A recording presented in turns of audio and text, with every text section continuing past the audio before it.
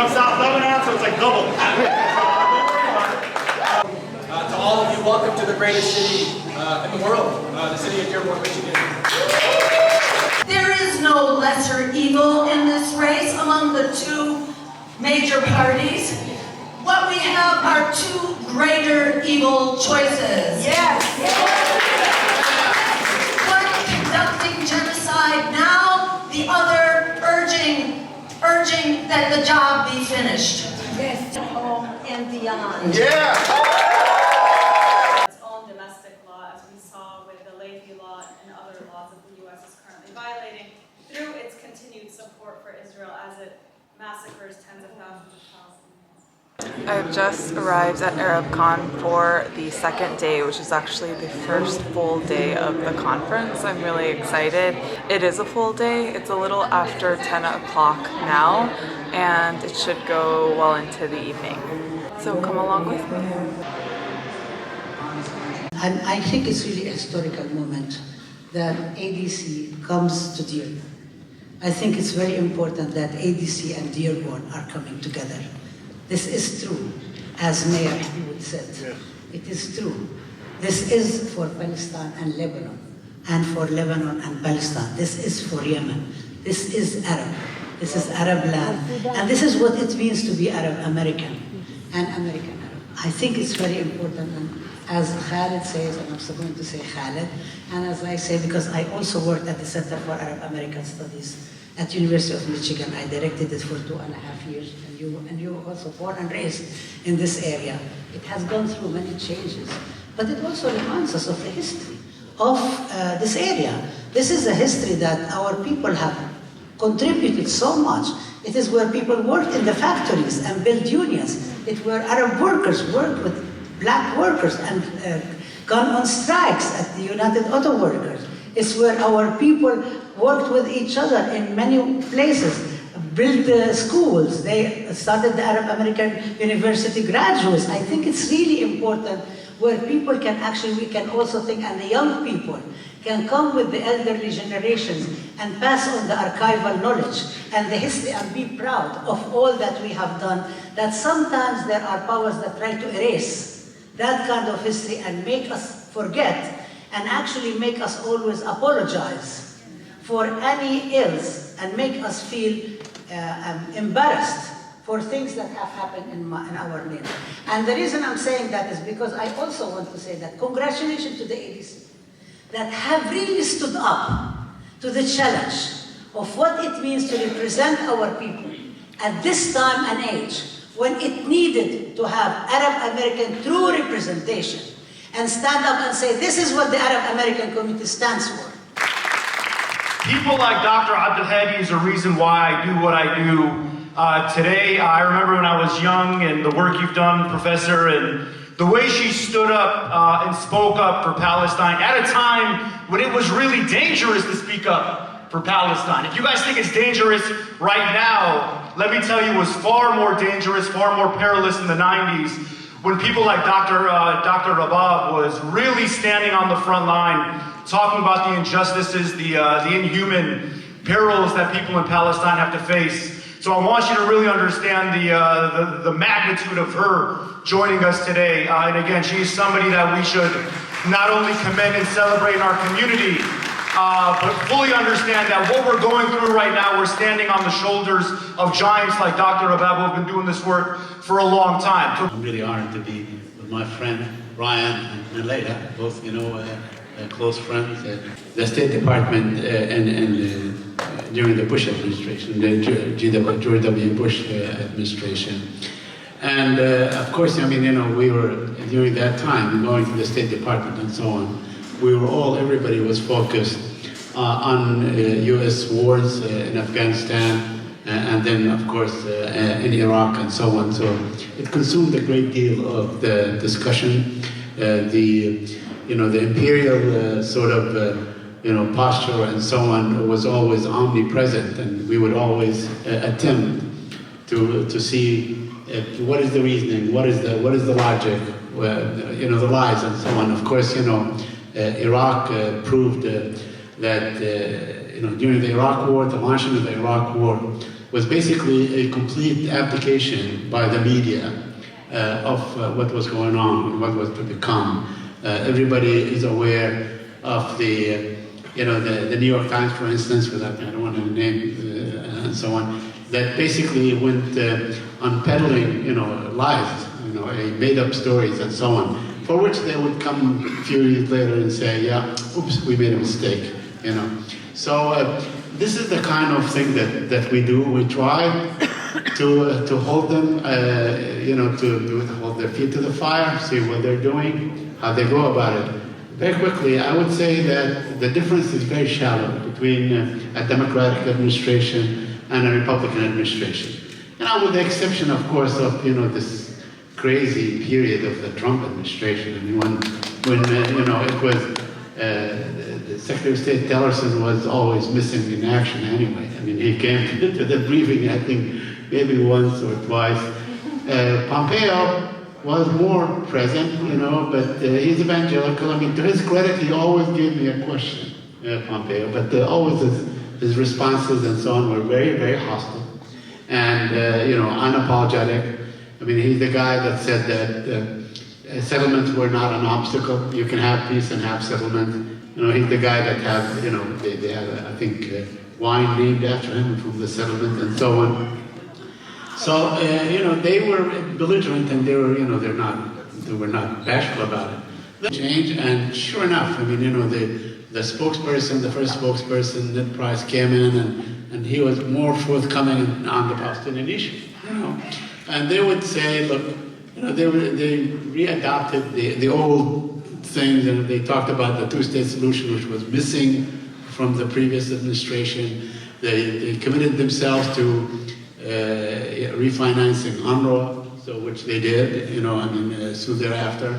But of course, they never fulfilled their promises to reopen the PLO office in Washington, and that's one of the things that they said they told us, whether on background, on real briefing, that they will do. They never reopened the consulate in East Jerusalem, although they kept saying time after time. They never, of course, remember, on the Iran issue, for instance, Biden came into office promising that on day one he's going to go back to the agreement, which they did not. So I would say that this was the case, until October 7th. After October 7th, it is pure hostility. I mean, this is the spokesperson, and I'm sorry to say, but if you listen to the Secretary of State, Anthony Blinken, and what he says, he articulates the Israeli position a lot better than Israel Katz, the Israeli foreign minister. Nobody knows who he is, but everybody knows that Blinken is there. He's been there 9 times. He's always, advocating for the Israeli position.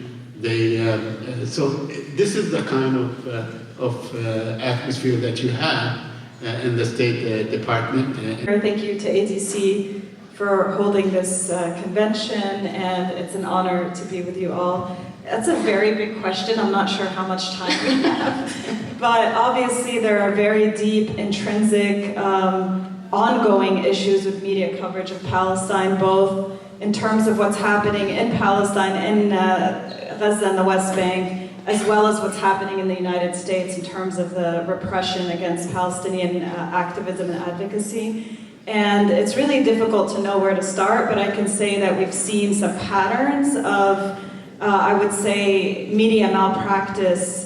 Particularly, obviously, like I said, this has been going on for a very long time, but in terms of since October 7th, and I know that all of you, as consumers of media, have seen it too. This is not something that only journalists notice, but I can tell you as a journalist that these elements of media malpractice are things that are really inherent to the practice of journalism, in which there is a Palestine exception in terms of just the egregious malpractice that we're seeing. So we saw from the very beginning a regurgitation of Israeli talking points and propaganda, things like beheaded babies, that Hamas conducted a campaign of mass rape on October 7th, an effort to brand Hamas as Hamas ISIS, which didn't seem to catch on as much. A sort of, again, regurgitation of excuses for why they're bombing hospitals. So the fact that Al-Shifa Hospital, for example, is a Hamas command and control node. And it doesn't matter how many times the Israeli military and government are proven to have lied, misled, even been caught lying. We had one particularly shocking example of sort of Israeli accounts tweeting out a nurse from Al-Shifa Hospital. Do you all remember that? Who turned out to be an actress? I mean, sometimes if the stakes weren't so high, where we're talking about tens of thousands of Palestinians being killed in Gaza, it's comical how bad the propaganda is. And yet, the American, Western, and British media continue to rely on them as sources, to regurgitate their propaganda, to put it on the front pages. And of course, there are exceptions for this. There are examples of people within the mainstream Western media who are doing very good work, who are shedding light on the war crimes that are happening in Gaza. But unfortunately, that is small and when you look at the big picture of how these propaganda, the regurgitation of propaganda is actually shaping minds. So when you actually look at polls, the fact that many Americans think that more Israelis have been killed than Palestinians, the fact that many people don't even know who's occupying who or what the context. So of course you see a complete, I would say allergy to covering any kind of contextual history of how we got to October 7th. So of course, October 7th is portrayed as the beginning of the story, and so on and so forth. So I think these are just some of the examples. And then of course, you have the very blatant fact that there are things happening every single day in Gaza that if they were happening anywhere else in the world would be breaking news alerts, would be huge news, using starvation as a weapon of war, the fact that children and people in Gaza are starving to death, the fact that you have this pattern of Israeli soldiers dressing up in Palestinian women's like undergarments. I mean, the genocidal rhetoric in Israeli society at all levels, from people to military officials to journalists, and so on and so forth. I mean, like I said, we could literally be here all day just running down the list of stories that are not covered how they should be covered, and of course the propaganda that has been regurgitated in order to justify the slaughter of Palestinians.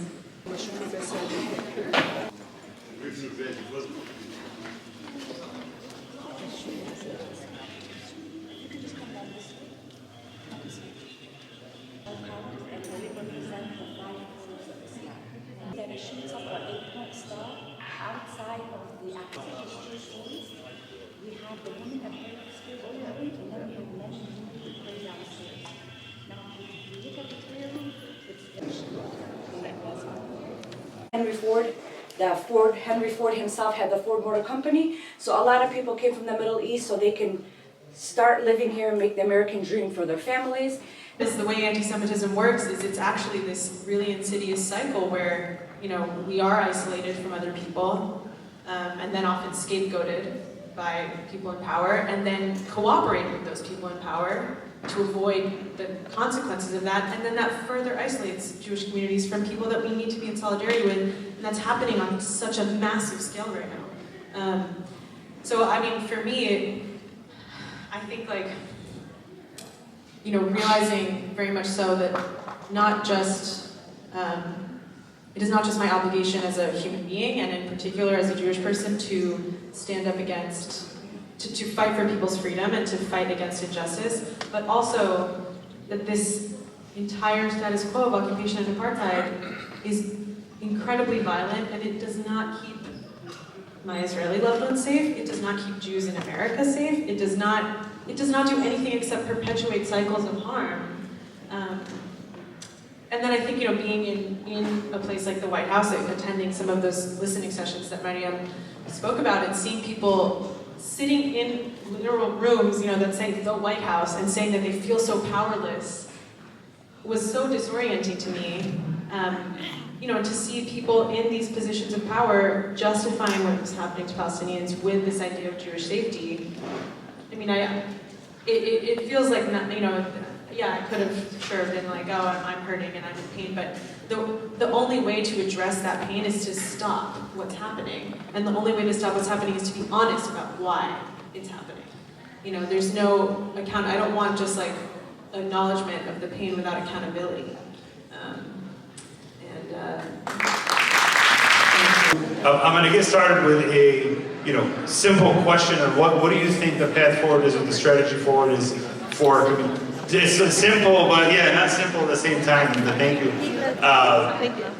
But with everything going on, let's just start there, because I think maybe the answers will get everybody's attention and focus. So I'll start with Linda to. We'll start with Mo. What is the strategy moving forward? Well, I think I've been talking about this all year. Oh, this is okay. I've been talking about this all year. I think the strategy is, the truth is, I would say, that our community still doesn't vote. So I'm a data scientist. I've been a data scientist for 20 years. I've done it, focused on politics since 2008, and I've worked on a lot of campaigns.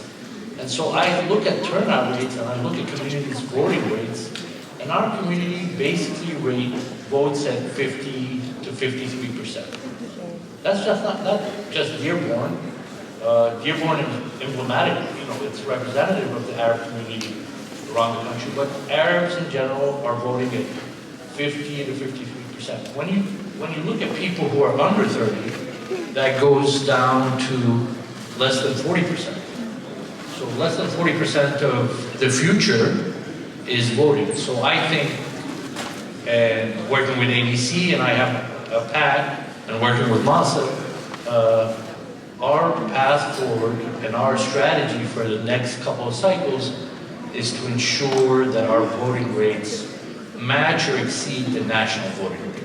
And we become a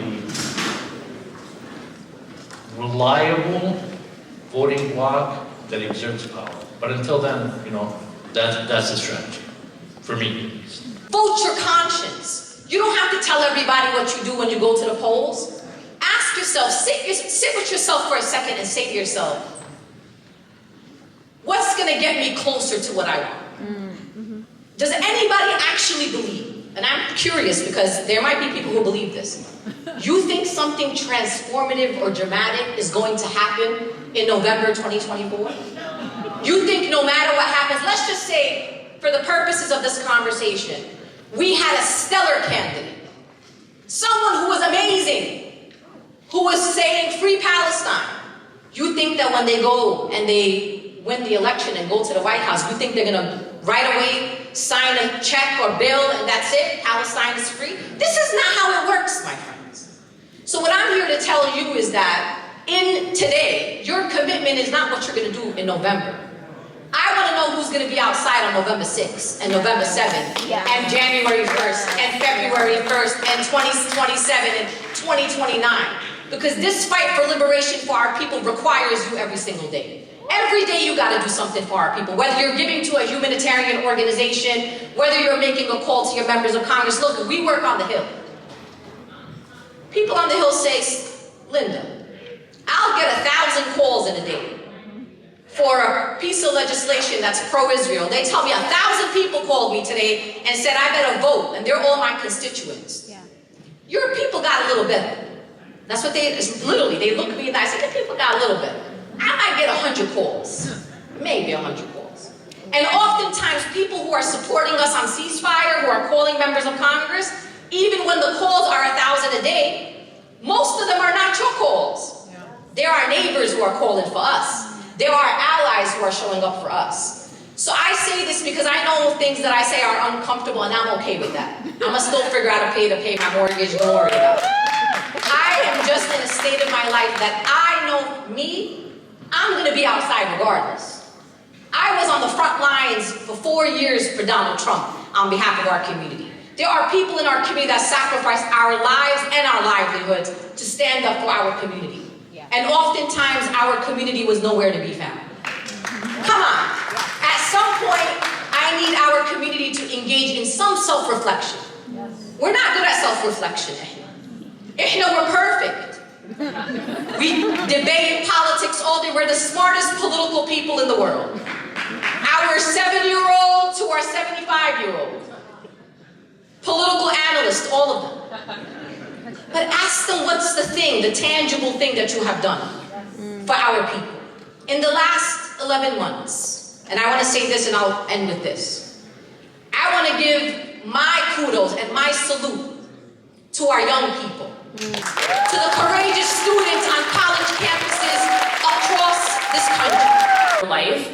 But I have to admit, and this is the first time that I talk about this publicly, but this past year has been the hardest year for Muslim girls since I started it. The absolute hardest. After October 7th hit, we saw a very significant change in the visibility of our content. Obviously, as an editorial team, we felt that it was necessary to pivot all of our attention on creating content covering what's happening in this ongoing genocide, right? At the end of the day, social media isn't just a plaything. It isn't just for fun. These are tools that we get to enjoy, our generation gets to have access to more than any other generation in history, and that's a moral responsibility. And so you have to take that moral responsibility very heavily, right? What are you using your platform for? What are you using these resources available at your fingertips for?